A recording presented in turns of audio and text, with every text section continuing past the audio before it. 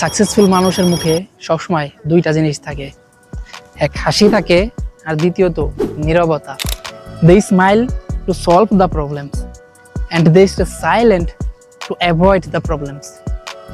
তারা কখনো তর্কে জড়ায় না, তারা জানে কখন কথা বলতে হইব আর কখন চুপ থাকতে হইব। তারা জানে যারা তর্ক করে আসলে তাদের জীবনে করার মতো কোনো কাজ নাই, তাই তারা নেগেটিভিটি আসলে হয় হাইসা উড়াইয়া দেয় আর না হয় চুপ থাকে।